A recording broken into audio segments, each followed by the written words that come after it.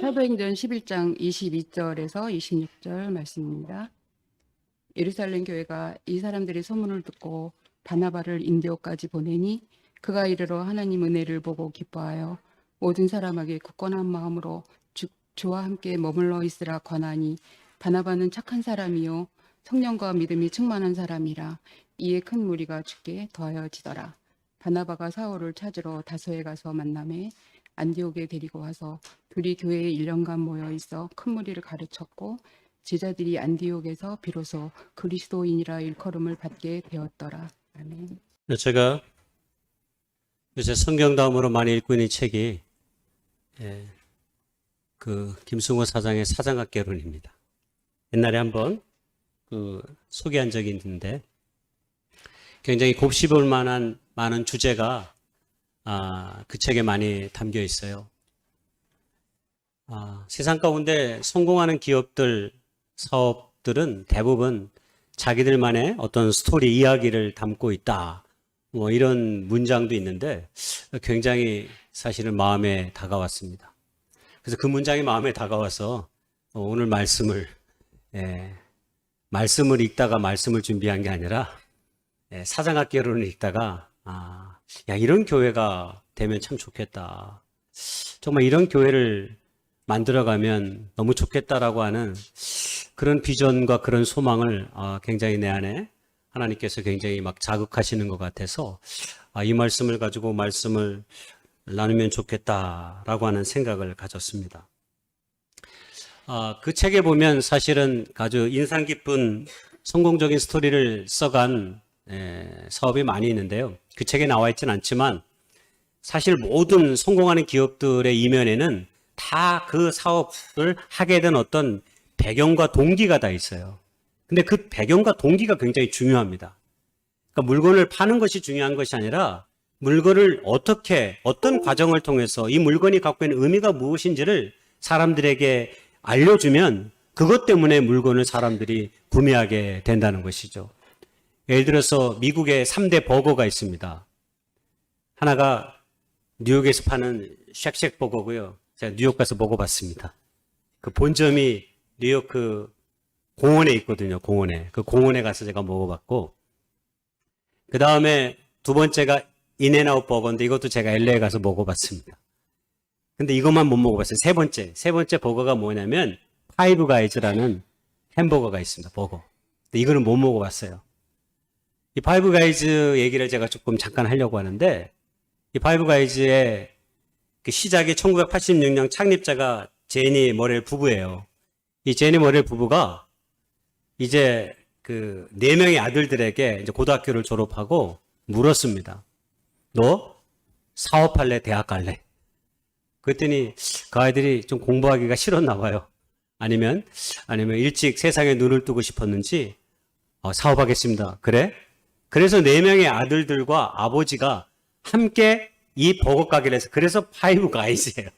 그래서 제목이 5명의 이 성인들을 가리킬 때 우리가 흔히 이렇게 얘기하는데, 그래서 햄버거가 그렇게 탄생됐다고 합니다. 그래서 가족이 먹을 수 있는 어떤 사랑과 정성을 담아서 오늘날 이 햄버거가, 근데 한국에는 있는지 없는지 제가 잘 모르겠어요. 아직 이 파이브 가이즈 얘기 못 들어봤어요. 인앤아웃 버거는 몇 년 전에 들어온다고 그랬는데 실제로 들어왔는지는 모르겠습니다. 쉑쉑 버거는 강남에 가면 있습니다. 그러니까 모든 사업에는 이런 스토리가 있어요. 특별히 이 책에서 굉장히 의미 있게 소개된 한 편의점의 이야기를 제가 좀 소개하려고 하는데요. 세계에서 가장 큰 편의점이 1982년 미국 텍사스 남부 해안간의 작은 마을 라이크 잭슨이라는 곳에서 시작했습니다. 제가 미국 한 4번 가봤는데, 여행을 많이 해봤는데 갈 때마다 느끼는 게 제일 불편한 게 화장실이에요. 대한민국의 화장실 같은 곳은 없어요. 고속도로 휴게소가 없단 말이에요. 미국에는 고속도로 휴게소라고 따로 없습니다. 그냥 그 가스 스테이션이라고 해서 기름 넣는데 편의점 하나가 있어요. 따로 없어요. 그래서 그 편의점에서 물건을 주로 구매하고 기름을 넣고 잠깐 쉬었다가 가고 그런 형태예요. 근데 우리나라는 완전히 고속도로 휴게소에 기본적으로 기름을 넣는 곳도 있고 완전히 그냥 휴게소가 있죠. 미국의 이런 휴게소의 문화를 바꾼 데가 이 바카스라고 하는 저 매장입니다. 전 세계에서 가장 큰 매장입니다. 편의점이에요, 편의점. 미국은 우리처럼 그런 휴게소가 없으니까 편의점 매장이에요. 근데 저 편의점에 문구가 있습니다.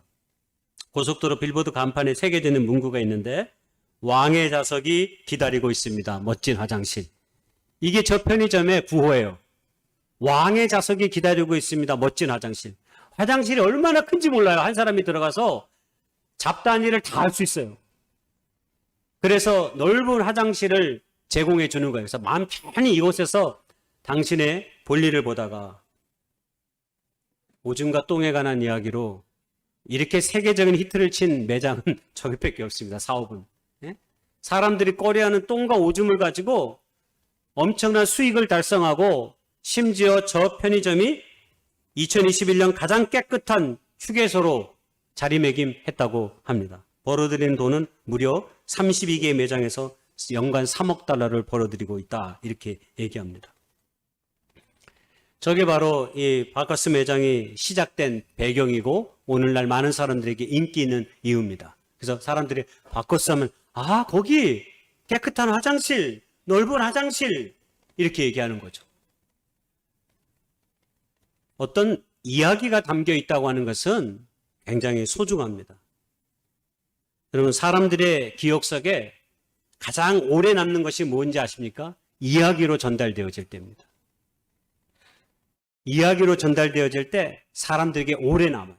그래서 이솝의 우화가 꽤 오랜 시간 동안 토끼와 거북이 이야기가 오랜 시간 동안 수업 시간에 딱 한 번밖에 안 들었는데 평생 동안 잊어먹지 않는 우화로 우리에게 기억되고 있습니다. 이게 이야기의 힘입니다. 그러니까 여러분 누군가에게 어떤 이야기를 할 때 이야기로 하면 그것이 오랫동안 기억에 남아요. 그래서 예수님에 관한 이야기도 성경에서는 이야기로 우리에게 전달되어졌습니다. 여러분 복음서가 예수님의 공생의 사역을 담고 있는 내용인데 하나님의 나라에 관한 말씀을 예수님께서 메시지의 주제로 삼았는데 그 하나님의 나라에 관한 메시지 주제를 전할 때마다 다 이야기로 전하셨어요. 그래서 성경에 보면 진주 이야기, 그물 이야기, 포도원 품꾼 이야기, 누룩 이야기, 겨자씨 이야기, 씨 뿌리는 이야기, 탕자의 이야기, 셀 수 없이 많은 이야기로 하나님의 나라, 예수님께서 전하시고자 하는 그 복음의 메시지, 그 복음의 비밀을 그 비유로 이렇게 많은 사람들에게 소개했다라고 한 것입니다. 그 이유가 무엇입니까? 하나님의 나라가 멀리 있지 않고 우리의 삶 가까이 있고 그리고 얼마든지 생활 속에서 우리가 그 나라를 누리며 살아갈 수 있도록 하시기 위해서 그 비밀을 이야기로 우리에게 전해준 것입니다. 여러분 신앙도 마찬가지입니다. 우리 신앙에 이야기가 있어야 돼요. 자기 신앙에 이야기가 있어야 되는 것을 우리는 간증이라고 말합니다. 내가 그리스도 예수를 믿고 은혜 받은 이야기 그리고 그것을 다른 사람들 함께 나누는 것 우리가 그것을 간증이라고 말합니다. 신앙생활을 오래하면 오래할수록 우리의 삶 가운데 이런 간증의 이야기가 있어야 됩니다. 이런 간증의 이야기가 있어야 우리의 신앙이 세상이 아무리 바뀌어도 우리의 뿌리가 흔들리지 않고 시절을 쫓아 열매를 맺을 수 있기 때문입니다. 그런데 우리 안에 이런 간증의 이야기가 우리의 신앙 속에 담겨 있지 못하다면 우리는 때로 세상 가운데서 너무 자주 흔들리게 될 것입니다. 그리고 때로는 어려운 시험을 만나서 우리의 신앙이 뿌리채 뽑힐 수도 있을 것입니다. 왜냐하면 세상의 미혹은 우리의 생각 이상의 것으로 우리에게 다가올 때가 많기 때문입니다. 우리의 교회도 마찬가지입니다. 우리의 신앙생활의 대부분이 교회 생활입니다. 그러므로 우리가 함께 더불어 교회 생활하는 이 시간이 우리가 재미있고 행복하고 기쁨이 있고 우리의 믿음이 자라나고 하나님이 주신 은혜를 충분히 누리며 살아갈 수 있는 그런 이야기꽃이 많이 피어나야 됩니다. 그래야 그 교회가 행복하고 좋은 교회입니다. 여러분 어떻게 우리의 교회는 이야기꽃이 날마다 피어나는 교회입니까? 질문이에요 이거 질문. 제가 이야기꽃 좀 피어나라고 지난주 구역예배를 제가 대놓고 얘기하진 않았지만 야외에서 일부러 가가지고 사진 찍어서 구역장 카톡방에 올려놨습니다. 봄날에 맨날 집에서 우리가 가정에서 예배하잖아요. 그러지 말고 이 봄날에 바깥에 나가서 좀 자연을 만끽하고 예배를 드려라 라는 그냥 시그널만 그냥 보여줬는데 우리 구역장님들 어떻게 다들 기가 밝고 다들 똑똑하시고 마음이 통했는지 다들 밖에 나가서 알아서 자진해서 구역 예배를 드리고 있는 가운데 있습니다. 또 이런 말씀 드리고 싶습니다. 한 번만 하지 마시고 계절이 바뀔 때마다 이제 봄에 쓰니까 여름이 될 때 제가 여름에도 구역 잘 놀기 이런 프로그램 진행하잖아요. 꼭 우리가 2달 동안 한 달 반 동안 쉴 때 구역 여름나게 해가지고 미션을 주잖아요. 그래서 잘 논 구역에게 제가 선물도 주고 막 그러잖아요. 기억나시죠? 다 잊어먹으신 거예요? 네, 올해 여름에도 있을 거예요. 구역 여름나기. 구역마다 잘 여름을 같이 모여서 물장구도 치고 잘 노는 구역에게 특별한 선물을 또 드리려고 합니다. 계절이 바뀔 때마다 여러분 이야기꽃을 많이 피워갈 수 있기를 바랍니다. 그래서 이런 이야기가 있는 교회를 성경에서 찾아보면 좋겠다라는 생각이 들었어요. 어떤 교회를 이야기할까 하다가 오늘 우리가 읽었던 이 사도행전의 안디옥 교회 이야기를 제가 좀 드리려고 합니다. 왜냐하면 안디옥 교회는 근원적인 스토리, 근원적인 이야기가 있는 교회이기 때문입니다. 여러분 사도행전에 보면 안디옥 교회가 탄생된 이야기가 비화가 소개되고 있습니다. 스데반이라고 하는 사람이 집사가 복음을 전하다가 돌에 맞아 죽어요. 그러자 사람들이 뿔뿔이 흩어집니다. 그래서 저 먼 이방의 지역 수리아에까지 이르러 도망가게 됩니다. 근데 그들이 안디옥에 이르러서 숨어 있었던 게 아닙니다. 자신들의 마음속에 담겨 있는 그 예수의 복음을 안디옥에서 또 다른 사람들에게 전하기 시작한 겁니다. 그랬더니 많은 사람들이 예수를 믿게 되는 역사가 일어납니다. 그리고 그 이야기가 예루살렘에까지 퍼집니다. 그랬더니 예루살렘 교회에서 안디옥 교회가 세워졌다는 소식을 듣고 바나바라고 하는 사람을 안디옥 교회의 지도자로 파송을 합니다. 그것이 오늘 우리가 읽었던 성경의 이야기입니다. 그리고 바나바는 원래 마음이 넓고 성품이 착하고 온유한 사람이라 회심한 바울을 데려와서 같이 안디옥 교회에서 팀 사역을 합니다. 그래서 바울과 바나바가 힘을 합쳐서 교회 일을 하니까 놀라운 일이 벌어졌는데 주변의 사람들에게 안디옥의 교회를 보고 저 사람들이 그리스도인들이다 라고 하는 최초의 이름을 얻게 되었다라고 하는 것이 안디옥 교회 탄생의 이야기입니다. 안디옥 교회에 얼마나 놀라운 스토리 이야기를 담고 있습니다. 여러분 이야기를 담고 있는 교회들은 특징은 대부분 근원적 체험이 있어요. 근원적 체험. 이게 여러분 모든 교회 사역의 출발입니다. 그래서 여러분 세워진 교회들 보면 대부분 특별히 어떤 장로님이 어떤 집사님이 의뢰를 받아가지고 예를 들어서 교회를 위해 헌당에 예물을 들여서 교회를 세우고 그리고 선교지에 그런 교회들이 세워지고 그 다음에 미국에 가면 학교가 많습니다. 근데 학교에 사람이 이름 붙은 학교들이 많습니다. 대부분 기부로 세워진 학교들입니다. 그리스도교의 유명한 대학이 미국에 있습니다. 에블린에 있습니다. 에블린 대학인데 그리스도 교회 장로님 한 분이 갑자기 땅에서 우연히 땅을 파다가 석유가 나온 거예요. 그래가지고 텍사스에서 엄청난 부자가 되어버렸습니다. 그래가지고 뭘 할까 하다가 그리스도의 교회 대학을 세우면 좋겠다라고 목사님과 상의하면서 대학을 세웠습니다. 그게 미국의 에블린 대학입니다. 미국의 많은 학교들은 그렇게 세워진 학교들이 많습니다. 복음의 은혜를 체험한 사람들이 학교를 세우고 사회를 밟기 위해서 놀라운 발걸음을 옮긴 거죠. 안디옥 교회 탄생과 그 주변의 인물들을 바라보면 그들이 예루살렘의 박해를 피해 안디옥에 왔지만 그들의 복음의 열망이 작아지지 않았습니다. 도리어 그것에서 복음을 많은 사람들에게 이방의 사람들에게 전하여서 결국 이방 최초의 교회가 되고 많은 사람들에게 그리스도인이라는 이름을 불림을 받을 수 있는 교회가 되었다라고 하는 겁니다. 만약 그들이 환난과 두려움에 계속 사로잡혀 있었다면 아마 복음 전하지 못했을 것입니다. 그리고 수리아 안디옥의 교회를 세우기는 더더욱 힘들었을 것입니다.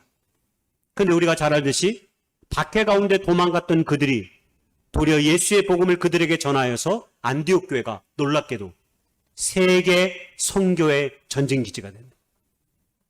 여러분, 이 안디옥 교회가 세계 선교를 이끌었습니다. 그리고 오늘 우리에게까지 복음이 전해졌습니다. 이게 안디옥 교회가 그 시발입니다. 바로 바나바와 바울을 세워서 이방 선교의 선교사로 안디옥 교회가 임명했기 때문입니다. 금식하는 가운데 성령의 이끌림을 받아 그들을 세워서 파송을 한 것이 여러분 안디옥 교회인 거죠. 여러분, 그래서 좋은 교회는 항상 좋은 복음의 이야기가 있습니다. 그리고 좋은 일꾼이 있습니다. 항상 좋은 교회는 복음에 사로잡힌 일꾼이 있고 하나님의 생명의 복음이 춤추는 교회가 여러분 좋은 교회입니다. 사도행전 13장에 보면 안디옥 교회 구성원이 나와요. 안디옥 구성원이 어떻게 기록되어 있냐면 안디옥 교회 선지자들과 교사들이 있는데 바나바와 니게르라는 시므온과 고넬의 사람 누기오와 분봉왕 헤롯의 젖동생 마나엔과 및 사울이다. 여러분, 우리가 촘촘히 이 문장을 잘 읽어보면 헬라파 출신의 유대인 바나바가 있었어요. 그리고 다소 출신의 정통 바리새인 히브리파 바울이 있었고요. 흑인으로 추정되는 시므온이 있었어요. 그리고 노예로 추정되는 누기오가 있었어요.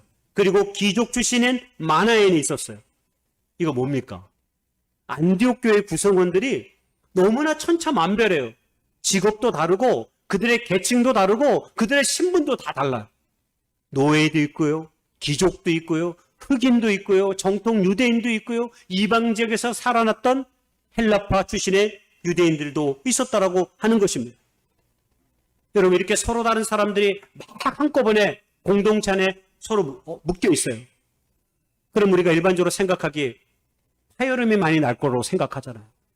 왜? 고향도 다르고 말도 다르고 서로의 신분도 다르고 그런 사람들끼리 함께 어울려서 살 수 있다는 게 이게 쉬운 일입니까? 근데 여러분, 안디옥 교회는 성령 안에서 놀라운 믿음의 공동체로 세워진 거죠.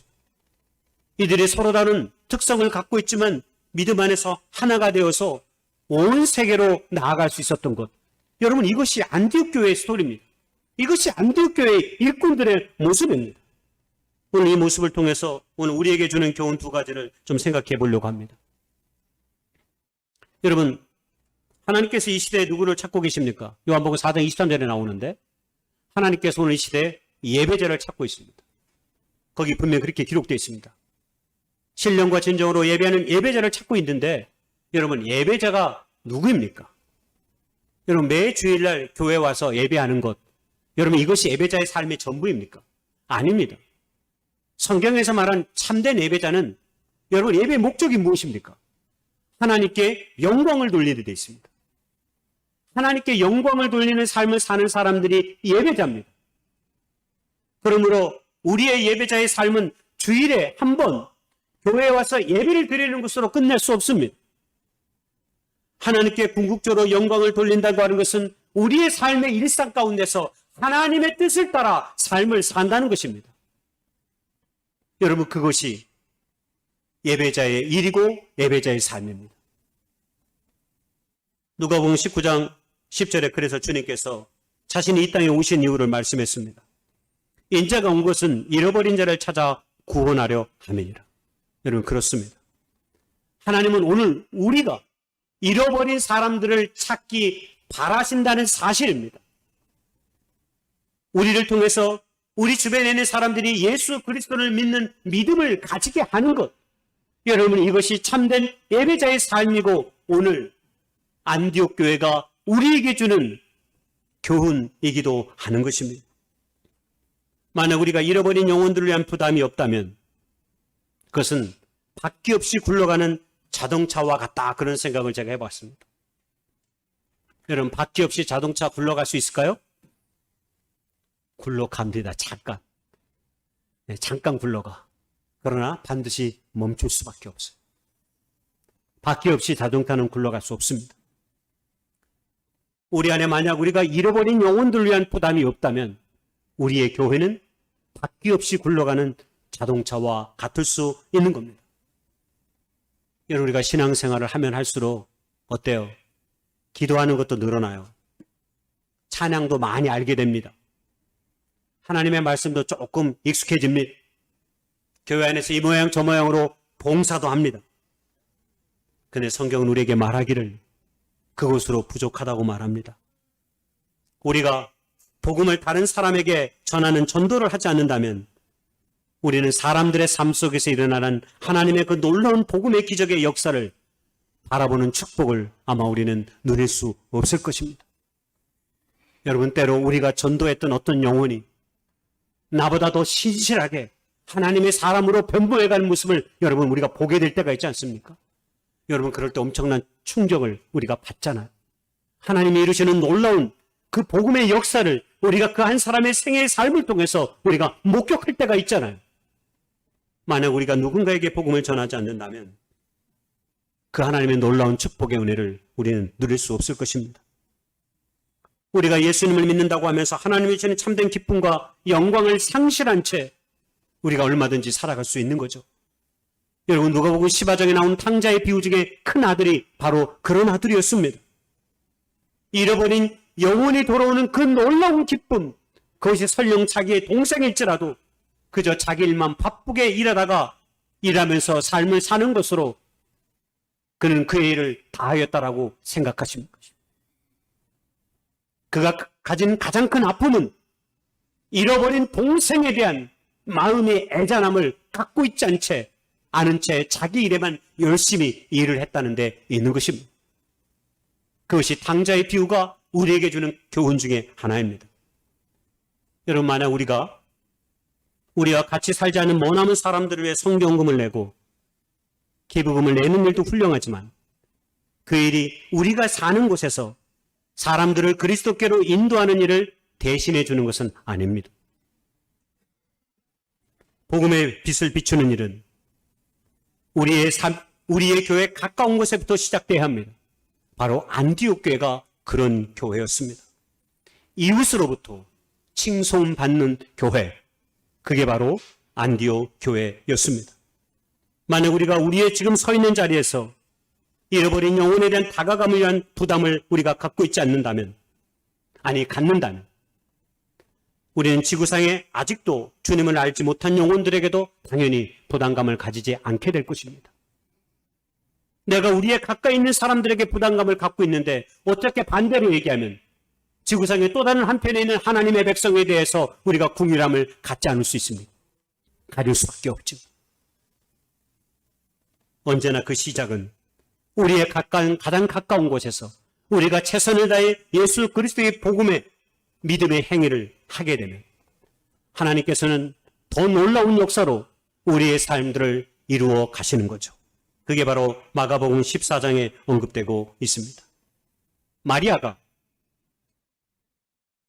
예수님의 발에 비싼 향유를 부었습니다.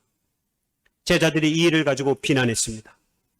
그런데 놀랍게도 주님께서는 마리아가 자기에게 한 이 작은 행위가 온 천하에 어디서든지 복음이 전파되는 곳에 이 여자가 행한 일도 말하여 그를 기억하리라 하시니라. 마리아가 이걸 생각하고 이걸 기대하면서 예수님에게 향유를 부었을까요? 아닙니다. 그는 그저 자기의 눈앞에 비춰진 그 예수님을 바라보면서 그냥 자신이 해야 될 일을 한 것뿐입니다. 근데 하나님은 그 이야기를 온 세상의 이야기로 바꾸시는 거죠.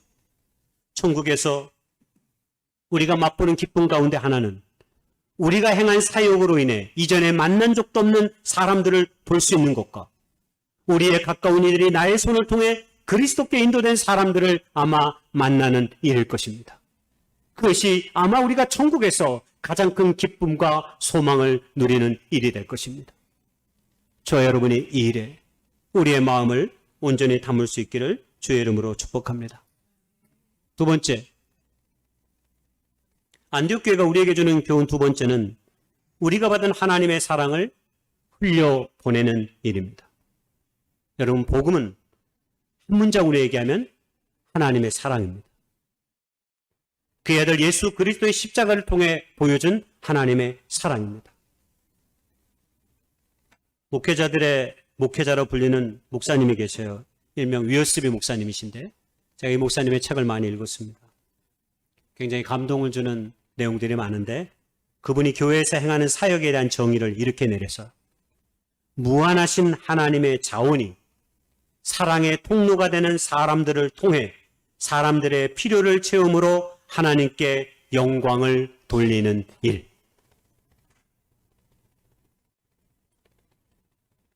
하나님의 놀라운 그 자원이 하나님의 사람들의 모임인 우리의 교회를 통해서 다른 이웃들에게 흘러가도록 하게 하는 일. 여러분, 이것이 교회의 사역이라는 겁니다.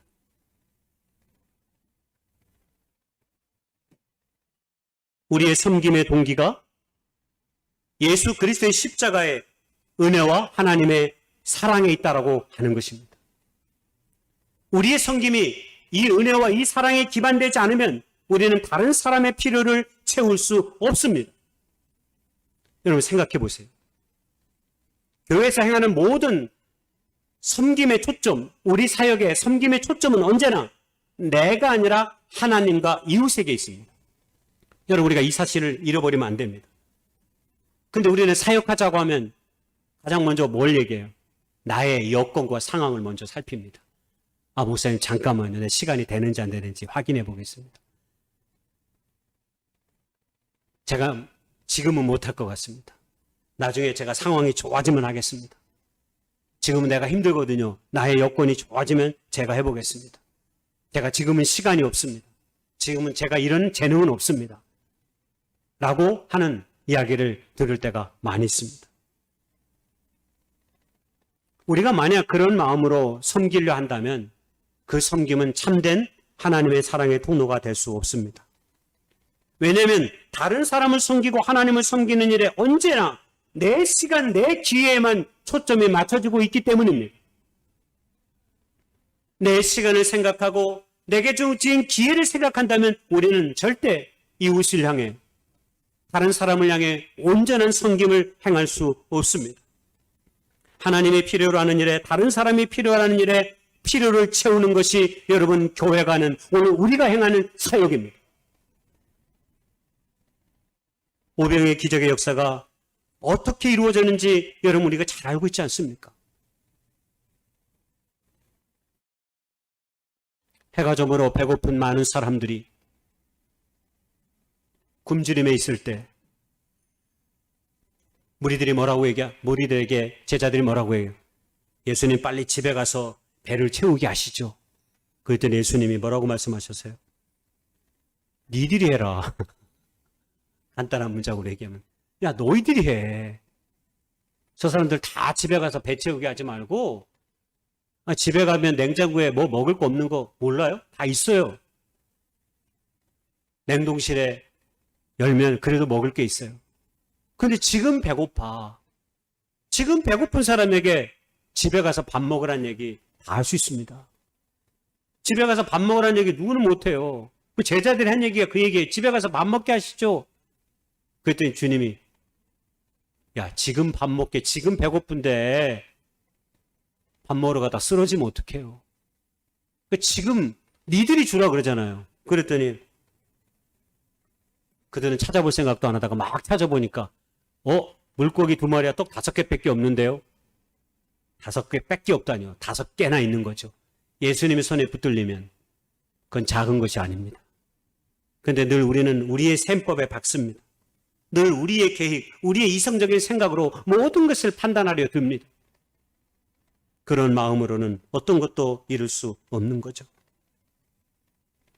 우리가 섬기려 할 때, 우리가 국민의 마음을 품고 어떤 일을 행하려고 할 때, 하나님의 복음이 나를 통해서 이웃에게 흘려보내기로 작정할 때, 여러분 하나님은 우리의 생각보다 더 크고 놀라운 일들을 만들어 가시는 분임을 여러분은 말씀을 통해 우리의 삶의 여정을 통해 우리가 경험하지 않았습니까? 하나님은 언제나 당신의 백성들에게 가장 좋은 것으로 우리를 채우시는 분이라고 말씀하시지 않았습니까? 그래서 우리에게 때가 필요한 거죠. 그러나 그때는 항상 먼 발치 속에서만 주어지는 것은 아닙니다. 때로 어떤 것은 그럴 때가 있어요. 그러나 어떤 것들은 당장 채우지 않으면, 우리가 하지 않으면 죽는 사람이 있기 때문에 그들을 향해 기꺼이 너의 것을 내어놓으라고 이야기하는 것입니다. 지난주에 선한 사마리아 사역하다가 제가 요새 자꾸 깜빡깜빡해서 자주 이렇게 소개를 안 해요. 이 지전자님하고 이 새마을금고에서 차를 항상 우리 교회에 이렇게 세우거든요. 한 대를. 뭐 두 대 세울 때도 있지만 제가 그냥 세우게. 식당에 어떤 한 청년이 또 세우겠다고 그래서 얼마를 내면 될까 해서 그냥 세우라고 제가 그랬어요. 그래서 월, 하, 목, 금, 토를 세워요. 토요일 빼고 월화, 목, 금을 세워요.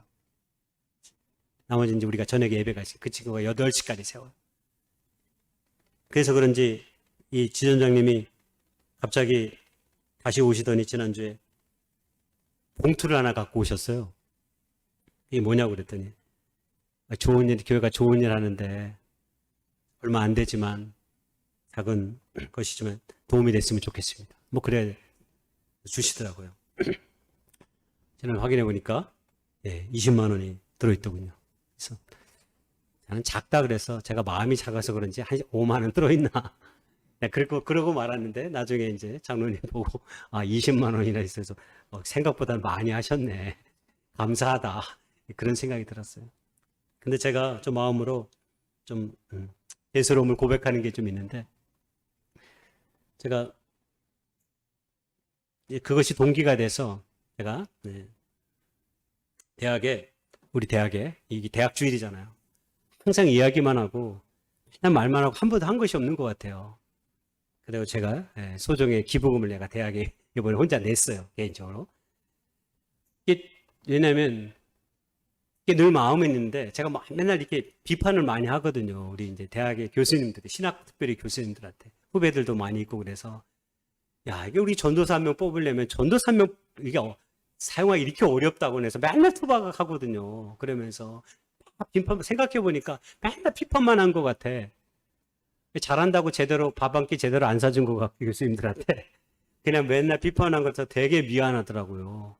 생각해 보니까. 그래서 제가 내년부터는 제가 우리 교회 이름으로 이 장학금을 하나 만들면 좋겠다. 한번 뭐 작지만 한 50만 원이나 뭐 이렇게 시작해서 할수만 있으면 더 많이. 우리가 우리 교회 학생들에게 장학금을 주잖아. 1년에 한 번씩. 이번에도 꽤 많은 친구들에게 우리가 줬지만 물론 금액이 많지는 않습니다.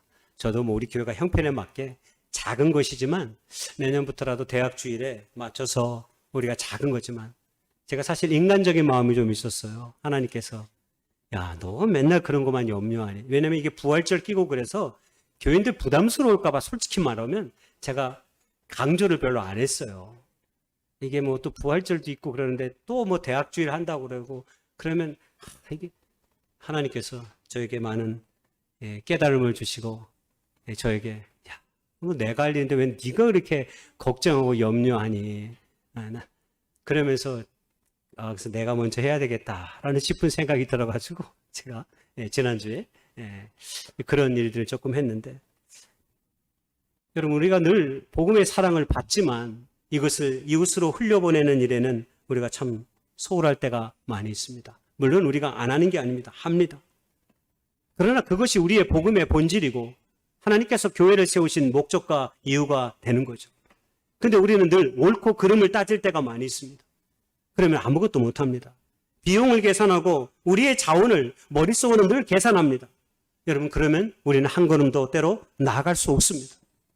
왜냐하면 하나님께서는 때로 하나님의 일들을 우리의 생각을 초월하셔서 하나님의 일하심을 우리에게 보여줄 때가 있지 않습니까? 이런 어려움과 생각이 들 때마다 여러분 우리가 기억해야 되는 하나님의 말씀이 있습니다. 여러분 그것이 요한복음 4장 34절의 말씀입니다. 예수께서 이르시되 나의 양식은 나를 보내신 이의 뜻을 행하며 그의 일을 온전히 이루는 것이니라. 하나님의 뜻을 온전히 이루는 일. 여러분 이것이 예수님께서 우리에게 맡겨주신 사역이고 사명임을 기억할 수 있기를 소망합니다. 결론입니다. 스토리가 스펙을 이긴다고 하는 저자 김정태 씨가 책에 보면 어느 날 이 사람이 유학하다가 월간 잡지를 보게 됐대요.